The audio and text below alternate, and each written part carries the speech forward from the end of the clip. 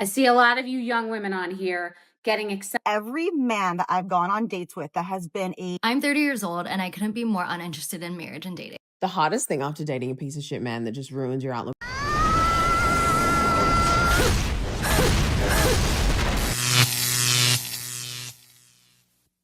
I see a lot of you young women on here getting excited about the scraps from men. Like, oh my God, he texted. Like, as if you're not the prize. As if you're supposed to be waiting around for scraps from people that you're likely dating down with. So you're not waiting for scraps, and you're definitely not dating down. If you have to date down, be alone.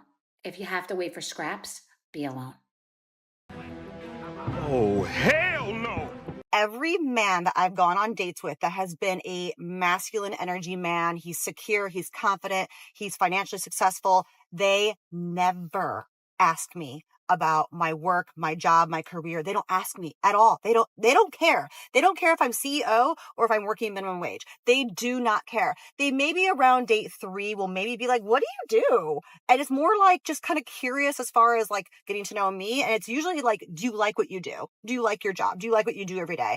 But they're not asking very specific questions. It's more like, what time are you done with work so I can take you out? Those are the kinds of questions those men ask me. But then the insecure men who are not in their masculine energy, they bombard me with questions about my job. They want to ask me so many questions. At one point, I was like, should I just tell you what my salary is? Jeez. I'm 30 years old and I couldn't be more uninterested in marriage and dating. I've done so much on my own that I'm genuinely unimpressed by the population of men that we have to date. I have not met one person that has made my life significantly easier because I firmly believe that when you get into a partnership with a man, a woman never benefits. I did the move in with a guy thing and I like daydreamed about it my entire life and I didn't. I was like, ew, like this is literally like free labor and also like free S work. The thing is for me, I'm hyper independent. Like I have literally lived in 5 different cities by the time I was 30 and I moved every single time by myself. I also bought a place when I was 25, a mortgage on my own. I know how to do electrical work. I know how to patch drywall. Like as long as I have a YouTube video, I'm good. I own my own business. I set up an LLC. I'm literally doing all these things. And when a man is literally trying to pen pal with me just to be casual, like it gives me the ick because what the fuck? Like what do you have to offer? Oh, you paid for my dinner. Oh, you paid for my drinks. You paid for my trip. Okay, like I can do that myself. The appeal is not there. Unless a man is truly making my life significantly easier, I would rather be single than be in bad company. No one's telling them to give up being single. They're single because no high-value man is choosing them for a serious relationship. By 30, they've already lost 90% of their value on the sexual marketplace, according to all the data from dating apps and real studies. Men prefer younger women because biology doesn't lie. They're leftover women now. That's the harsh reality. Take that Asian girl, for example. She ended up becoming the very man she dreamed of marrying. That type only looks out for her own benefit. She's the kind who demands a man always be doing things for her. But every favor comes with interest and endless complaints. What the hell is that good for? Better to stay single and in peace. The other two already crashed headfirst into the wall a long time ago.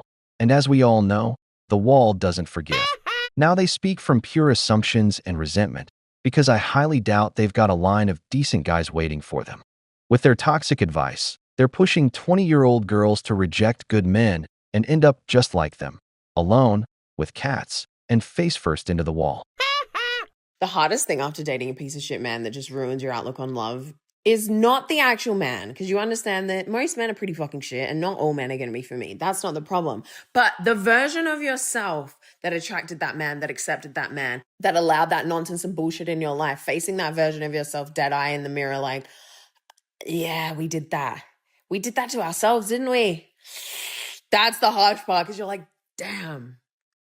And that's the only time you can free yourself, because if you don't understand your own patterns and your own beliefs that are holding you back and the reasons you're choosing certain people and situations, you can never choose better. Men in Australia just expect to get everything straight handed to them. It's 100%, because women especially on a spoil dating them. app, babe. Can we as women stop doing that? Yeah. Can we stop expecting the bare minimum? I'd rather be single for the rest of my life before I'm accepting the bare minimum from a man. But collectively, Australian women have accepted the bare minimum, picked him up, taken him to Macca's, dropped him home, and then slept with him in the back of the car. Yeah. And so then the standard is so low because these men think That's what it takes to get a woman. No, I habibi, know. like you have to work. And dating apps have made that. Like, have really excelled. The low effort. I just feel like collectively women need to come together Yeah, and be like, nah.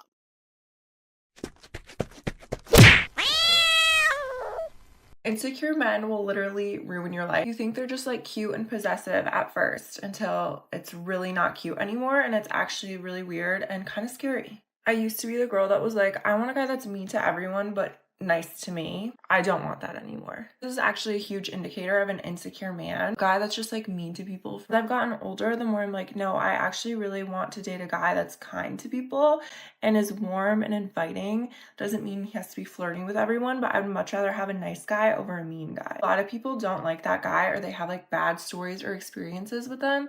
It's for a reason. Another big sign of an insecure guy is if he gets weird about like random things. Ex would hate when I would go out with my friends. Like one time he literally found out what frat I was at and called the frat to make sure I was actually there. Like insane. Also get mad at me when I would wear lipstick. Like he'd be like, who are you trying to impress? Who are you trying to look good for? Like, why are you wearing lipstick? Another big indicator, accuse you of doing random shit. Always accuse me of like having crushes on his friends. And I was like, no. Like always over explaining myself in that relationship, and I always just felt exhausted after hanging out with him. Honestly, I think this is why I have a fear of commitment now, because I'm like associate relationships with that feeling of like being trapped by an insane person. My opinion, if he does any of these things, you're dating a loser. First thing, if he's following a bunch of half-naked women on Instagram, okay? First of all, disgusting in itself. Second of all, you have a whole girlfriend. You do not need to be looking at other women. Point blank, period. If you don't like his friends, people are who they surround themselves with. If his friends suck, he sucks, okay? If he has a girl best friend, no, you should be his girl best friend, okay? You should be dating and marrying your best friend. Your husband, boyfriend, whatever, should be your best friend. So if he has another girl best friend, goodbye. That's weird. If he's swearing at you, that's gross. That's just, no. Like, why would you be okay with that? Like, if he's raising his voice at you, swearing at you, and you're just like, oh, like, that's how he is. No, that's not how anyone should be, okay? No. Goodbye. And the last thing is if he ever comments on your physical appearance. If he's like, oh, like, I liked your hair better brown. Or like, oh, maybe you could go to the gym. Or like, oh, maybe you need to lose, like, any of those comments. Goodbye. Women won't stop complaining about the so-called bare minimum men supposedly give, but they themselves bring the absolute bare minimum to the table. As a man, I would never ask my woman for money, but I do expect the basics. A man brings protection, provision, and leadership. In return, the least he should expect is a clean home, good food, and peace of mind. If she can't even offer that, what purpose does she serve in the life of a real man? They talk about insecure men and losers, but they're the ones choosing the unemployed, tattooed guy who treats them like garbage and rejecting the stable, dependable man because he doesn't give them butterflies. And I'm sure everyone's noticed. A man has to be 1,000 things just to keep her happy. He's got to be a clown to make her laugh, a mechanic, gardener, cook, driver, plumber, you name it. Also, she doesn't have to lift a finger. And after all that, you still hear her drop the classic line. Men don't even give the bare minimum. Come on, women want the bears, and we want you to subscribe and help us hit 1,000 likes on this video. Don't forget to leave your opinion in the comments. It's important to us. Alright then, let's get back to the video.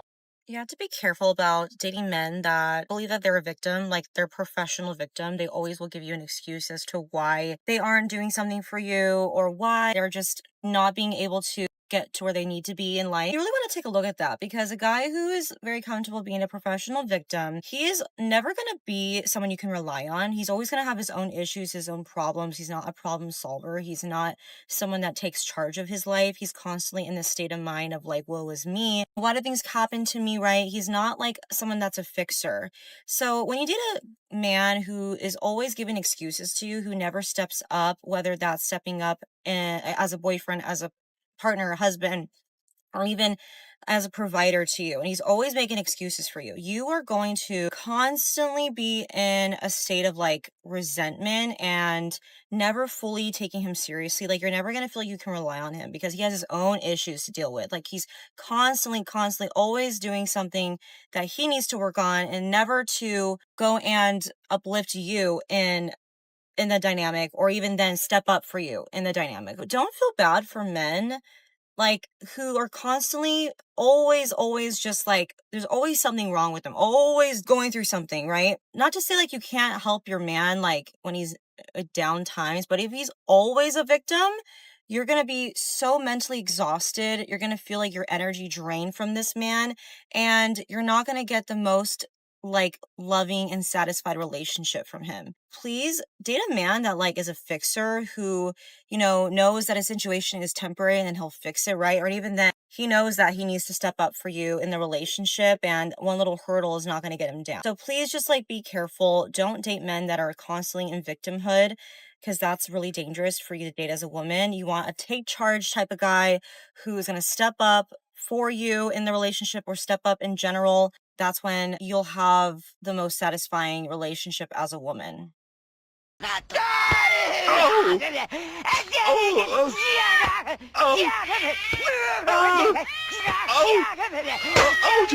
just want to take a minute and talk about something that really pissed me off the other day, actually. I got a phone call from my daughter's Hebrew school that she wasn't feeling well and wondering if I could come get her early. Sure, no problem. But they told me to come into the front entrance. Great, no problem. So I'm waiting there for them to walk my daughter out, and I see our temple's security team that they've hired. And I used to sit on their security committee. And I went to the security team, and I was just waiting for my daughter, and, you know, introduced myself, said hi. I told them I appreciated the work they were doing to keep us safe, and just inquired about when a perimeter would be set up, because right now our synagogue has zero perimeter. And I thought that that was something that was incredibly important for us to have, along with, you know, different locks on the doors and those kinds of things. Perimeter is important. And so, you know, they said to me, wow, you know, why do you care so much about a perimeter? I'm like, well, you know, just with a background in law enforcement, it's important to me, you know, to have that. And they're like, oh, so were you just some kind of a desk analyst or something?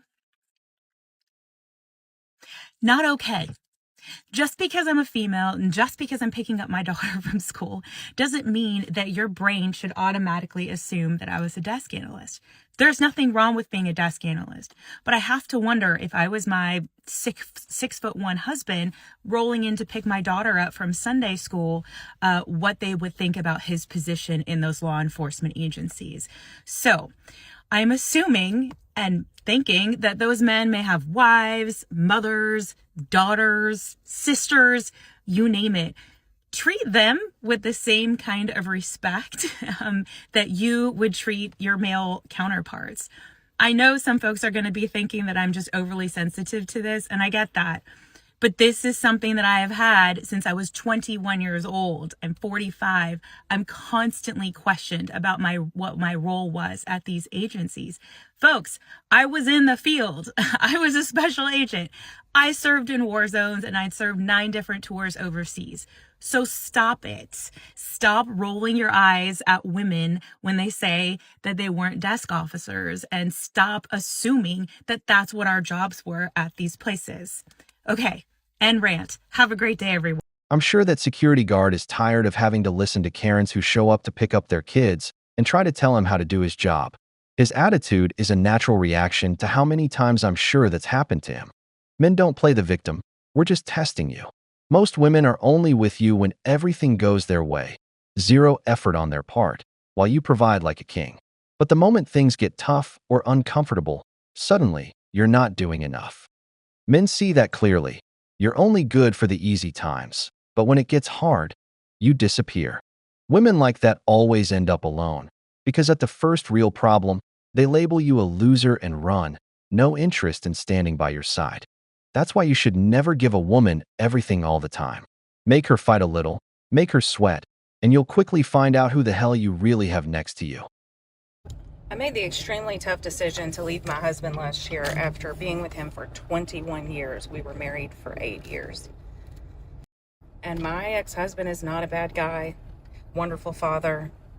But there were some things that would send people into orbit when I would tell them things. Like, number one, and I'm not exaggerating, my ex-husband did not tell me that he loved me.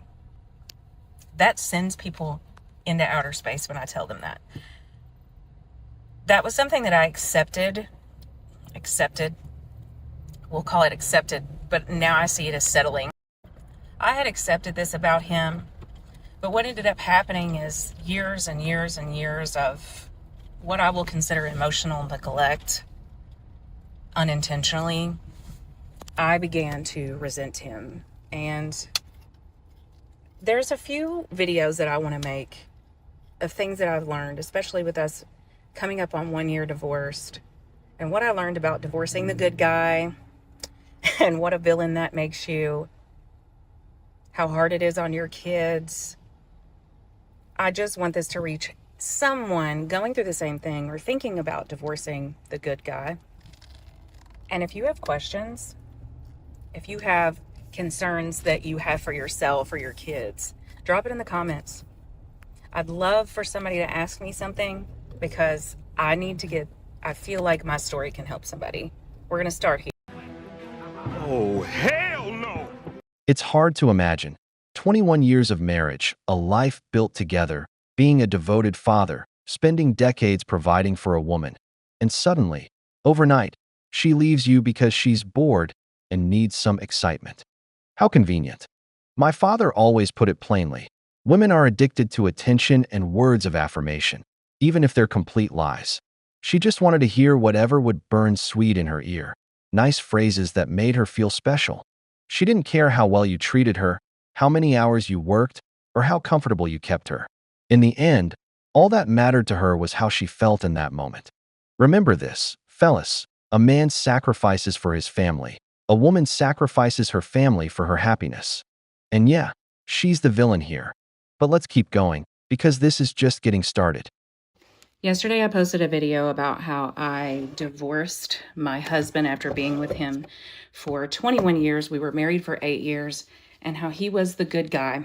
And it's getting quite a bit of attention. I expected that it would. I hate when people get on here and they're like, I didn't expect that to go viral. Now, it is getting way more attention than I expected it to get, but I knew it was the point of creating this account, if I'm being honest. I started my day yesterday with 79 followers, and I think I'm at like 2,600 as I'm creating this here. So let's just talk for a second because I haven't been able to go through all the comments, but the resounding question is, what do I define as a good guy? And I'm gonna be very honest with you. Some of the stuff that I'm reading, a lot of women going through the same situation, okay?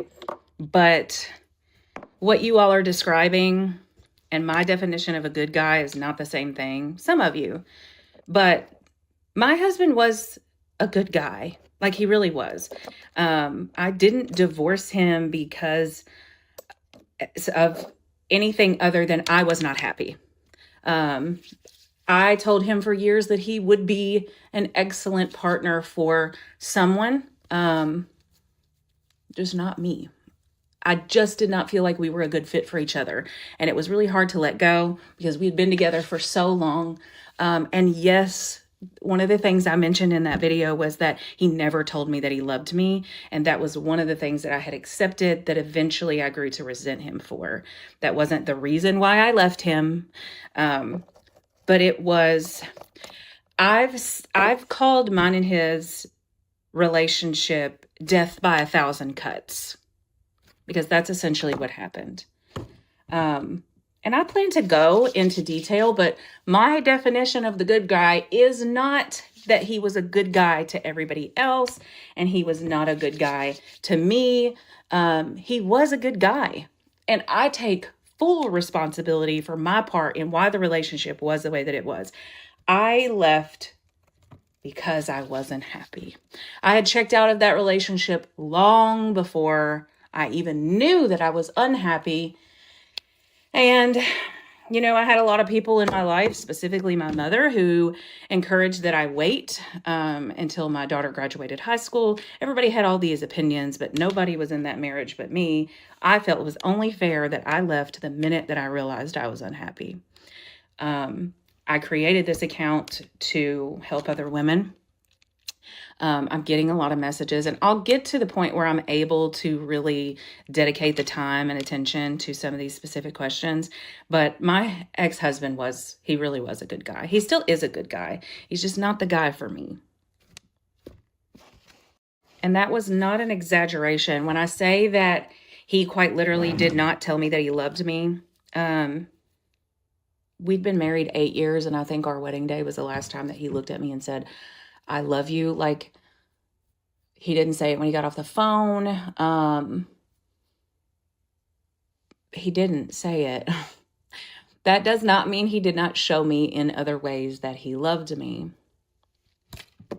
So it is possible for you to just simply be with the wrong person, even though that person is a good person. He is really a good person. He's going to make some woman very happy. It was just not going to be me. And I'll go into detail why maybe.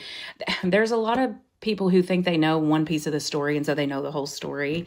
But there's 21 years of stuff to unpack here. 22 now, because in December we'll have been divorced a year. God damn it! You can't make this shit up! These modern women are the ones who put the least effort into the relationship. They expect the man to be loving, a provider, a good father, a handyman, the one who plans the dates and everything else, while they just sit back and receive without lifting a finger. There's a reason her mother told her to wait, because things could change. We men don't check out of a relationship out of responsibility. But if a woman truly loves you, she does her part too. She plans trips, keeps the intimacy alive, sets up surprises. The problem is, women today want you to do it all, including bringing in the money, while they build up resentment because they didn't hear, I love you, every single day. What happened to 50-50? Where's her contribution to the relationship?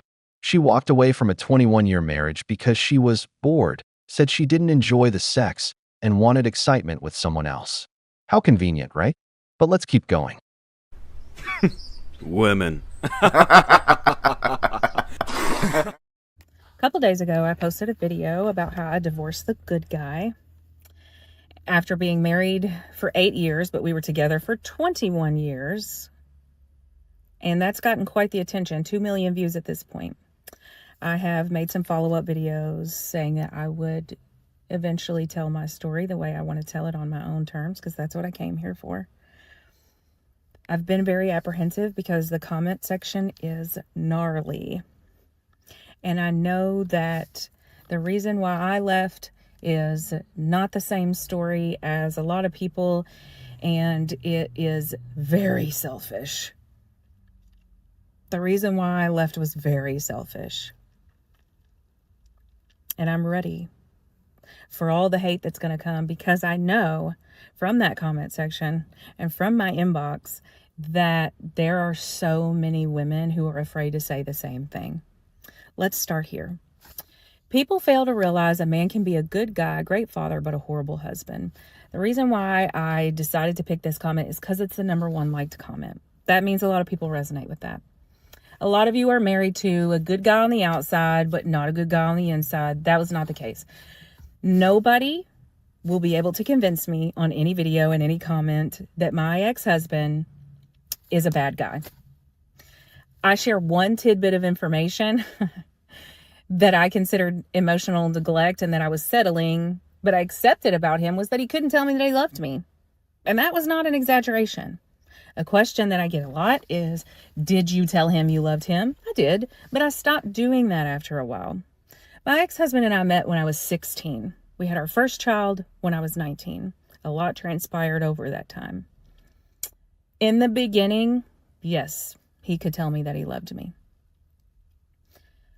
So much to unpack there, and I will go more into, what happened over the years, if that will help someone. But people are wondering, why did I leave? Why did I leave? I left because I wanted to. I left because I didn't want to be married anymore. I left because I didn't enjoy marriage. There were a lot of things wrong in that relationship, and I think that we had grown apart. I never felt like I could be myself. I never felt like I could be myself. If you go through my videos, you will see a transformation happen. And that transformation did not happen until I divorced my husband. I've never felt more like myself than I have in my entire life. I now know what love feels like. All the things that my husband did to show me that he loved me, I can do for myself. And that might be selfish. And I knew I was going to break my children's heart. And we have a lot to unpack here. But I left because I wanted to. Because essentially I was in a relationship with somebody that I really didn't even like. And I felt like he didn't like me. He was attached. 21 years is a long time. We had a lot of appearances to upkeep. There was no abuse happening. There was years and years of emotional neglect on his part and mine. We resented each other. I did him a favor. Let's start here. Stop it. Get some help. Brothers, when a woman suddenly starts to change, nose ring like a cow, tattoos all over her body, and starts talking about, I need to be myself, it's not always just a style choice. A lot of times, it's a warning. It's the sign that she no longer wants to be a wife. She wants to feel free and go back to the streets, to what they like to call living life, which really means going back to the sausage fest. Think about it. You've got a man who works hard, is a good father, a provider, never abusive, always involved with the house and the kids. What were you bringing to the table? Were you giving him real happiness? If he doesn't say, I love you, maybe it's because you're not fun or special to him, especially after years of emotional neglect and built-up resentment on both sides. A lot of women think cooking a meal is enough. Where were the trips you planned, the lingerie to surprise him, the romantic dinners, or sending the kids to grandma's so you could have some alone time? You didn't do any of that, but you still complain about not feeling excitement. Of course not. You didn't put in any effort. And now, after the divorce, you talk about a transformation that's really just selfish. Although I am very happy to be the villain in this story here for you and the amusement in your group chat, but you're actually proving a really good point for my content here. And it is that I did not need permission, and you do not need permission. I did not need a villain or proof that my marriage was bad in order for me to leave it. You don't need evil women like me who leave marriages for no other reason than they wanted to be the reason why you don't want to get married. Maybe that is your reason, but you in this group chat are trying to convince your family that that's why. And I'm here to tell you with my content that you don't have to do that. That is my point here. I didn't come on here to share the story of why I got divorced. I came here to share with people that you can actually make a decision for yourself about your life without anybody else's permission. So what I see here is not somebody who disagrees with what I say. It's someone saying that my family pressures me to settle down and I don't want to. And so I'm using you as the reason. Because guess what? There are more women out in the world like me who stay in a relationship for so long, wake up one day and they're like, you know what, this isn't for me, and they leave. But there's also good women out there. I'm not convincing you to get married at all. That's the thing, that's your choice. Just like it was my choice. My point here is any man or woman should be able to choose for themselves how they want to live their life without anybody else's outside expectations. Your family maybe pressures you to settle down and you don't want to, and you feel the need to convince them. That's sad, but we've all been there. I think that is the biggest struggle for a lot of women, is that there's so many outside opinions on how they should live their life. And don't get me wrong, I was worried about disappointing people for a long time. And so one day I woke up and realized I didn't need a villain. I didn't need a catastrophic reason to leave. I didn't need permission. I just needed to make the choice that if that's what I felt like was best for myself, that's what I was going to do. I don't even share every detail of why I left my husband because I don't want it to somehow become a checklist for another woman. It's not because I'm worried about somebody finding out the details. is that I realized when I shared that first video that there were so many women coming to me asking for specific details because I think they really want permission to be like, well, this woman, she left her husband because of this, and so that means I have the validation. No, sis or brother in Christ, make your own decision for yourself. You don't need me to be your villain. Just like I don't need my ex-husband to be the villain. It only has to make sense to you. That's it. Choosing yourself should not come with a courtroom defense and proof and examples. You don't need that. Because I don't want to, that is a full sentence. Because I wanted to leave, that's a full sentence. So I actually really appreciate this comment more than you even know, because you have helped me prove a really good point. Brothers, she left him simply because she was bored. You don't look at her now and see a traditional woman who wants a long-term relationship. No. You see someone who wants to feel like she's 20 again, ready to go back out to the streets.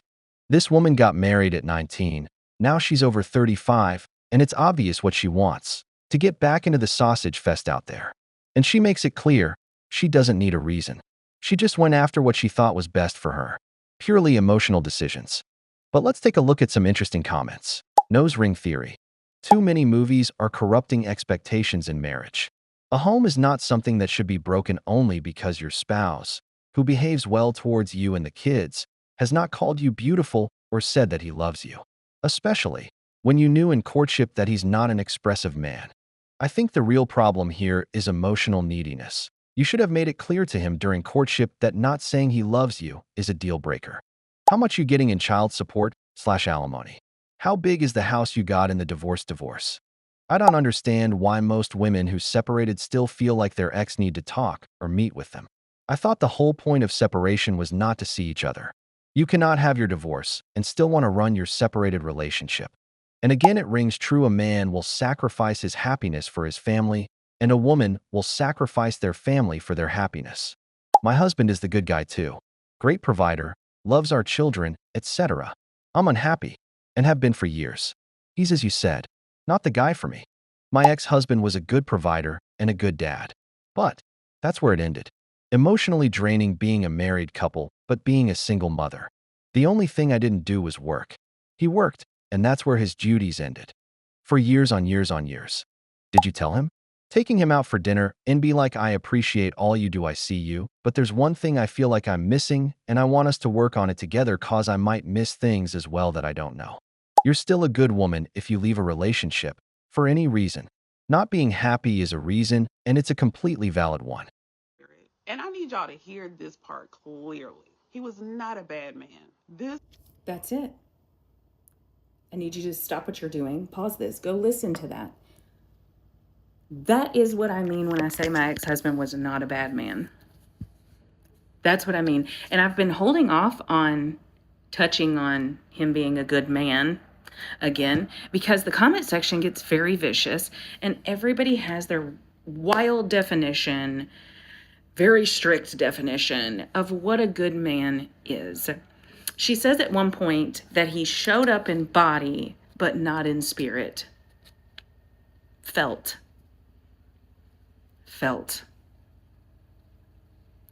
That whole video is exactly how I felt pretty much my entire marriage, but definitely the last 5 years of the marriage.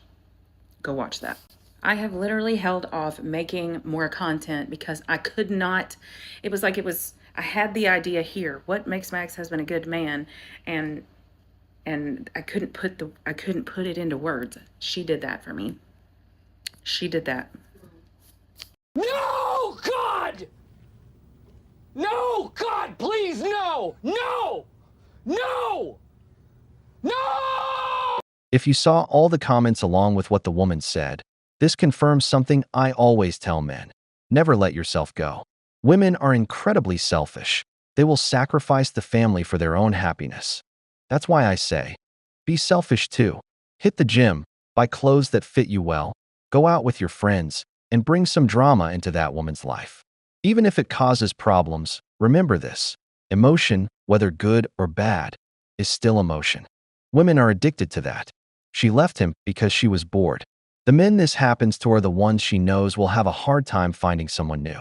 But if that man starts focusing on himself, finds a younger woman, takes her on trips and dates, leaves the kids with his ex, watch how fast that woman turns into his enemy, filled with hate. Even being too good in a relationship is a mistake. There are women who stay their whole lives with trash men just for the dopamine they give them. I'm not telling you to live like a toxic guy. I'm saying, learn to put yourself first, even if it pisses your woman off. Because the moment she decides to leave you, believe me, she won't think about everything you did for her or thank you for any of it. That's why responsibility matters. Because responsibility. Okay, I have a question for my over 50 ladies. How are you meeting men? I'm curious. I'd really like to take a poll. Is it dating apps? Is it church? Is it going out to bars? Is it through friends? How do you organically meet people? Or do you find that one app is better than another app? I'm just not sure where to even begin because I've done some of the dating apps and they haven't been great, but I don't believe they're all bad because I know that I've heard great stories from some people. So please put a comment in there and tell me, where are you meeting good quality men over 50?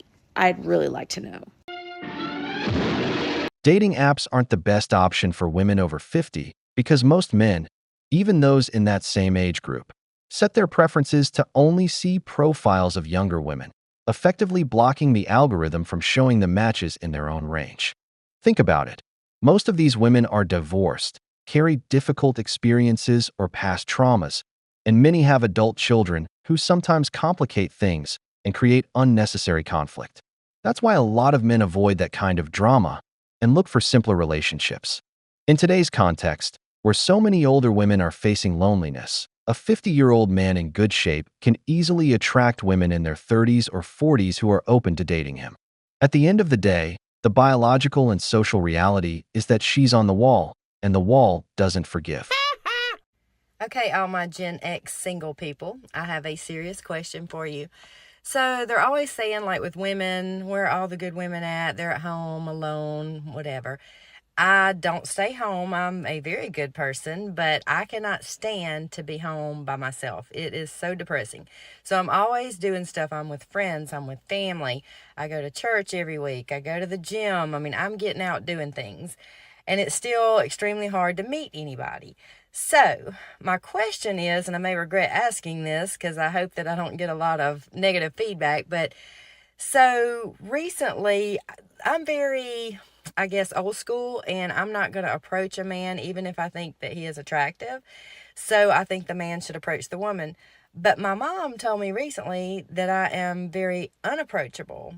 And I was like, I don't understand what she means by that because I'm very reserved, but I wouldn't think unapproachable. So I guess my question is, ladies, do you talk to guys or expect them to talk to you? And for the men, do you approach women or would you rather the woman approach you? Or, I mean, I'm just so confused on this whole dating thing. Dating in your 50s is very, very hard. It's nothing like it used to be. So please let me know in the comments what you guys think. Thank you. Oh, hell no! All right, woman, let me tell you, nowadays, thanks to feminism, men wait to see if you make a move before they even think about talking to you. Honestly, I don't support that. I believe a man should go after what he wants. But you brought this on yourselves with the false accusations, trying to tear men down on social media. Guys just don't bother anymore. So your mom is right. Men no longer make an effort for 50-year-old women. Either you make the first move, or you stay on the sidelines. Because a lot of men now understand that they don't want to risk their peace over a woman who's very likely divorced and has already ruined another man's peace. So if you want a second chance, you're going to have to put in the work. Dating older women is fun until you realize why we're single. She's mature, nurturing, kind of like your mummy, except sort of sexy in a dim lighting and 3 glasses of wine kind of way. And it's great that she has her own money, even though she insists that you pay, and she's very independent except for a strange reliance on a dog that sleeps on her bed and pretty much runs her life. And she clearly takes good care of herself until the first time you get into bed and the lights have to be off and she's fully clothed. And before things start getting meaningful, she brings out a toy named Klaus and virtually forgets you're there. Oh, and she farts while you're kissing her and then laughs as if it's the best joke of the night, which it is. Of course, after everything's done, she kicks you out, makes you go home because she's a light sleeper. And in the days following, when you try to text her, she ghosts you. Then you realize that the reason she's single is because she likes it. Stop it. Get some help. What a boring life. Ever since you said, it's like your mom, but kinda sexy, you lost me. Nobody wants to picture their mom like that. What's wrong with you, lady? Are you crazy? Looks like age, wine, the dog, and Klaus have you straight up delusional. But there it is, brothers, the big offer. A sexy mom who farts. You really can't make this shit up. Women. Dating over 50, this just happened and I am upset about it and I don't know what to do. So I'm going to jump on here and see what y'all think. So please leave me a comment down below.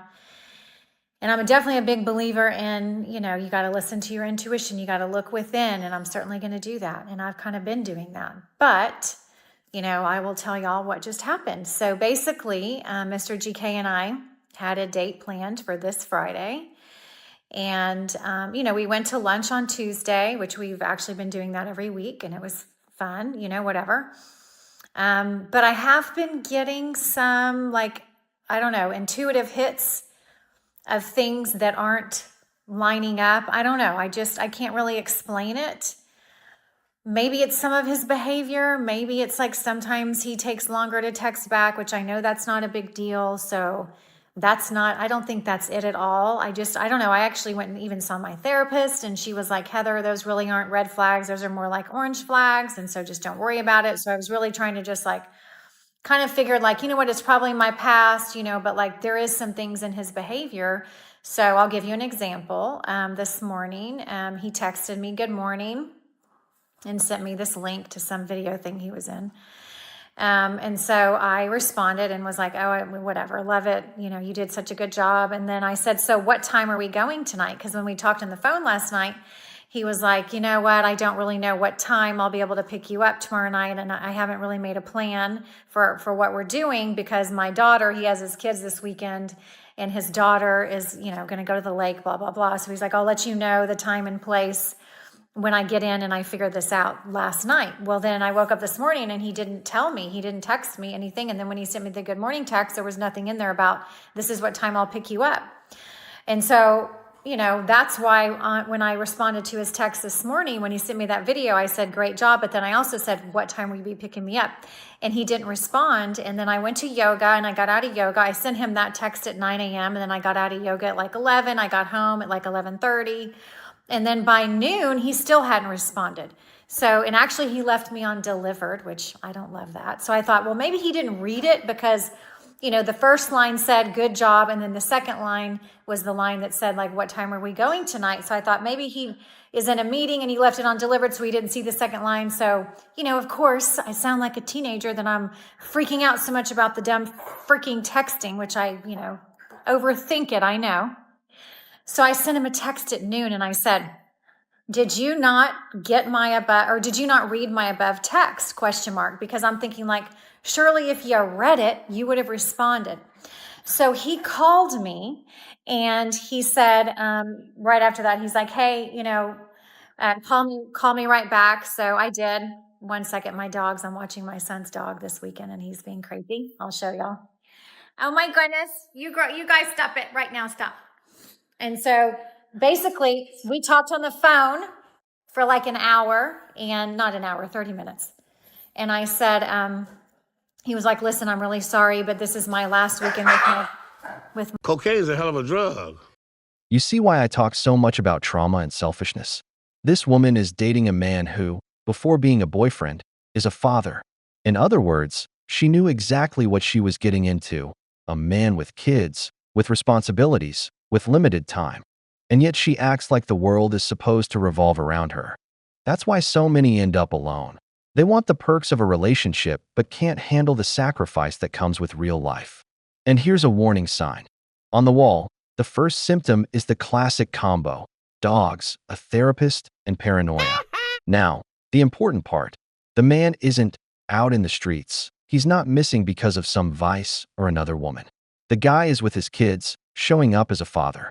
But this woman takes it as abandonment, as a lack of interest, like she's supposed to be the number one priority. And this is where it gets ugly, because what comes next is the comment she's about to make about that man's children, and that is exactly when you see what kind of woman she really is. My kids. And he was like, I'm feeling really guilty about leaving my daughter tonight because my other two kids are going to be gone. So she was going to be here alone. Mind you, his daughter's 16. And there's a part of me that's thinking like, why would a 16-year-old daughter want to be with her dad on a Friday night? Like, I don't know about y'all, but when I was 16 years old, I was with my boyfriend or with my friends all the time, especially on a Friday night. So that thought did cross my mind. And so I was kind of mad, but he was like, I'm sorry. I should have told you earlier. It's like, that's why I didn't respond to your text, because I wasn't sure what I was going to do. And, and I actually was like, you know what? I don't love this at all. In fact, it makes me kind of mad. And I'm kind of feeling really bad about it, because I said, do you even really have time for a relationship? If you have these 3 kids and whatever. And he was like, yeah, I think I do. And I was like, okay, and we kind of talked through it. And again, he was like, I'm sorry. And I said, I also didn't love that you didn't respond to my text. Even if you didn't know what you wanted to do, you should have just said that, like, hey, I'm still not sure what we're going to be doing. So give me a minute or an hour, whatever it is. And then I'll, get back to you. And I also owned my anxiety, though. I was like, I know that I'm also anxious, and I own that, whatever. If you don't respond to a text, I know I don't need to read that much into it. So I guess we had an okay conversation. He really didn't say like, but here's when I want to see you again. Like, I would have loved that. So I actually said, well, when am I going to see you again? And he was like, well, next week I don't have my kids. And I know they talked about getting together on Father's Day, which is Sunday. And I was like, I can't do that. And he's like, okay, well, how about Monday or Tuesday night? So we decided on Tuesday night. But still, I feel like he could have like come over for coffee or asked to have breakfast with me tomorrow morning or something. I don't know. And so we got off the phone, and I just feel terrible. And I just feel like, I don't know, something in me is telling me that something seems really off. And again, here I go. Like, is it my anxiety or is it my intuition? And I just don't know. And I guess I won't know until time goes on, but like part of me is like, I should just end it now, because, what if he's lying? But then there's another part of me that's like, well, what if he's not lying? And what if his 16-year-old is an odd 16-year-old who likes to stay home with her dad on a Friday night? What if he is telling me the truth, And so I don't know. So I guess the thing that's like sticking in my head is like, if you don't know what to do, then just don't do anything, So I think I'm just not going to do anything, and I'm just going to see how he shows up. But if this like bad feeling and this sadness or whatever you want to call it, it continues, like, and if he continues to kind of treat me this way, because that was not okay. Like canceling a date at noon on Friday, I don't love that. In fact, I hate it, and I deserve more than that. And so there is a big part of me that's like, this is not okay, and I should just break up with a guy. But I'm not 100% sure. So leave me a comment down below and let me know what y'all think. Okay, thanks. Love you guys. Here we have a selfish woman who clearly doesn't know what it means to live a life with an involved father, because she puts this man down by assuming that a 16-year-old daughter would rather be out in the streets with Chads than spending a Friday night with her dad. There's a reason she's single and on the wall at 50. These behaviors didn't start yesterday. They go way back to her younger years. But there's more. She brings absolutely nothing to this man's life. All she does is demand immediate attention, quick replies, and perfect dates, without offering any flexibility or empathy in return. He's a responsible father with limited custody, just every other weekend. And he chooses to prioritize his kids over a woman he barely knows. And her? It never even crosses her mind to offer solutions like, I can swing by and we can all eat together. I'll bring some pizza and we can watch a movie with the kids. Or, I'd love to meet your children if you're okay with it. Nothing. Just complaints because he doesn't put her first from day one. Full applause for this man. A real father doesn't leave his teenage daughter home alone on a Friday night just to go out with some new date. That shows character, healthy priorities, and responsibility. If she sees that as an There's only one kind of straight relationship dynamic that works. And this is my professional opinion. Yeah, I'm gonna flex my useless gender studies degree, okay? And that is a dynamic where the man is the more patient, tolerant, and obsessed person in the relationship. Anything else is doomed. My own straight relationship is a testament to this. And that is simply because of the way the odds are stacked in the society that we live in.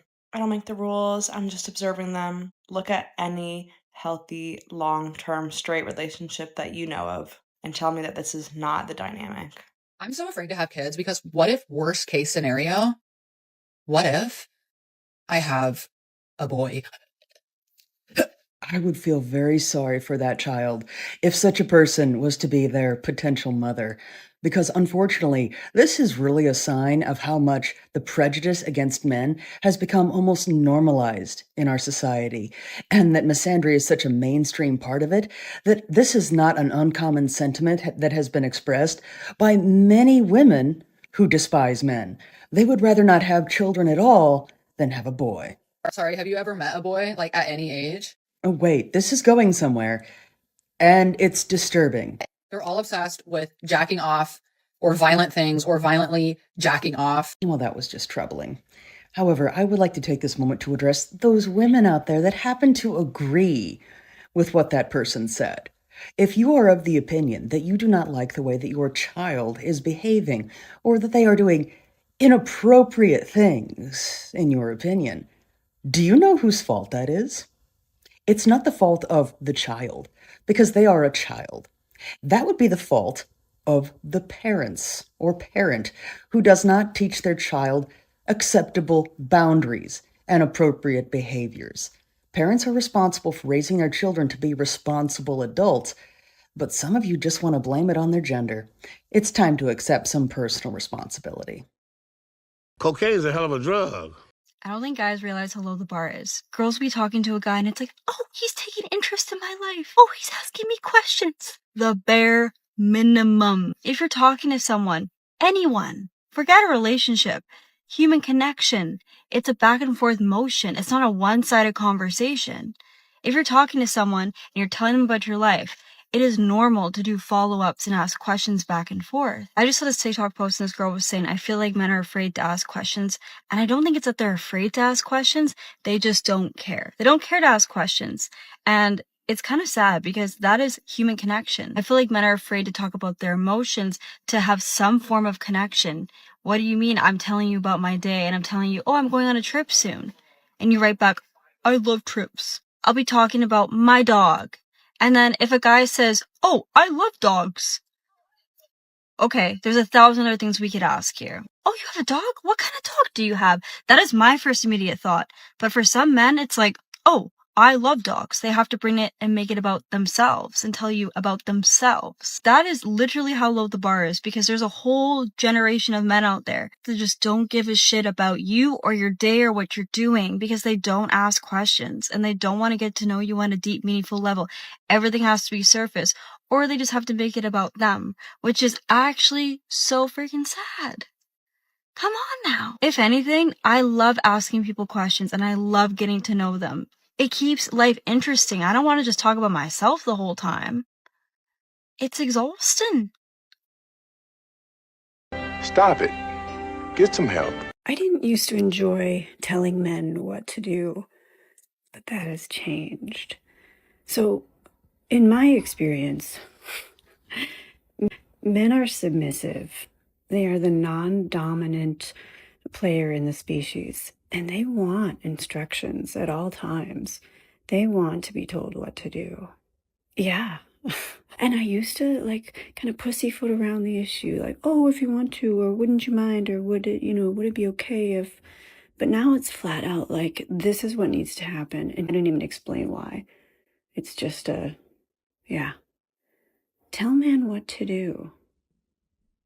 With no apologies, with no filler, with no explanations, with no justs or, yeah, qualifiers.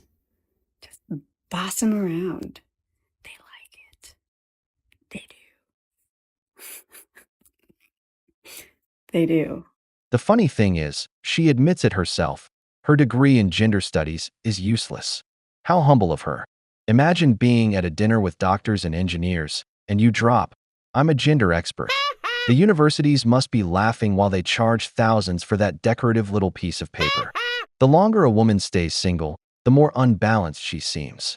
I read that if she doesn't channel her maternal instinct, that energy gets diverted and ends up affecting her mind. It's no coincidence they lead the statistics in antidepressant use. They're lacking real direction. Look at this. One is afraid of having a boy because she has a negative view of men. Another gives orders to men like they're pets. And the third gets emotional just because a guy asks her basic questions about her day. All of them single, all of them upset about not having a partner, each one with her own version of frustration. Funny, isn't it? We men prefer peace over getting involved in that spectacle. And apparently, that gets to them, being on the wall, because the wall doesn't forgive. I do want a submissive man. Like, I want the man to be manly and I want him to take charge. But when I speak, I want him to listen and I want him to respect what I'm saying. And I want him to be a little scared of me. And I want him to be willing to do whatever it takes to make me happy. So yes, I absolutely do want a submissive man. I don't think there's anything wrong with submissive men. I think those are actually the sexiest, most intriguing men there are out there. Why would I want a man that doesn't listen to me? Why would I want a man that's not a little scared of me or afraid of me? You should be a little fearful when I come around. You should sit up straight, button up your shirt, obey orders.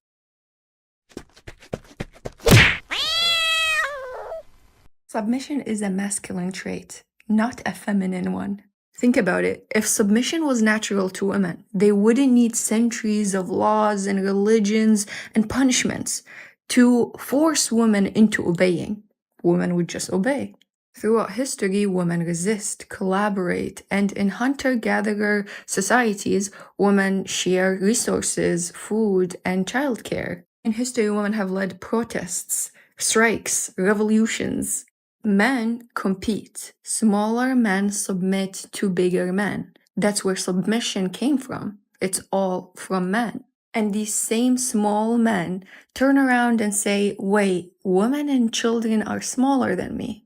Why don't they submit to me? Submission isn't a feminine trait. It's a masculine hierarchy trait projected onto women. They told you Eve was the problem. But in that story, Eve is the true leader. You see, she was the first one to question control, first one to seek truth. She didn't wait for permission. She made a choice, not to sin, but to awaken. Meanwhile, Adam's sitting there, completely quiet, not even questioning anything, obeying it all, submitting without any thought of his own, and Eve is the only one doing any critical thinking, while Adam is following her lead. The world woke up because of her. And now we get to live freely, we get to savor this fleeting, beautiful life of ours, we get to taste knowledge. So they may try to convince us that we are something else, but know this. Women have always led, even in their Eden. God damn it! You can't make this shit up! Men, I think what you have confused is that as a woman, I don't need you any longer. What is there to be confused about? Most men understand that women don't actually need men in their lives, but a lot of individuals don't understand the difference between need and want. Like up until the 70s, I needed you to get a credit card. Up until recently, I needed you to have a baby. The most terrifying part is there are a lot of women out there that actually do believe that they don't need a male's contribution to get pregnant. I don't need you anymore. You don't complete me. Like Jerry Maguire said, I am complete by myself. If someone is so complete, why talk so much about something that a person doesn't need unless they want it? So when I say you have to earn me, it's that you have to earn the right to receive my time, my beauty, my femininity, my softness. Like I'm an add value to you more than you're an add value to me. Add value. Speaking as if people are nothing more than objects whose price goes up with the addition of accessories. And some women wonder why they get objectified when they seem to speak about themselves as if they are objects. That's where I think you're getting confused on what we're saying, that it's not 50-50, it's 90-10, okay? I foresee a lot of very lonely women in the future, mostly because those that think this way have not the faintest idea how relationships work in the first place. So I guess it's a good thing that they don't need men. Funny how one of the reasons for the fall of the West might be having given so much freedom to these kinds of people. Just look at birth rates. In the East, the Pacific, and Central Asia, they're rising without a problem. It's only the West that's hitting rock bottom. What a coincidence, right? Over there, women are raised to be wives and mothers. Over here, they're trained to be empowered and end up rewriting the Bible to make Eve the hero, demanding submissive men who are a little afraid of them, or saying they don't need us, but that we need them at a 90-10 ratio. And if you have any doubts, just check out the comments on these videos. I am in complete agreement on this. When I serve and honor the feminine in my house is when the love, abundance, and joy flow freely.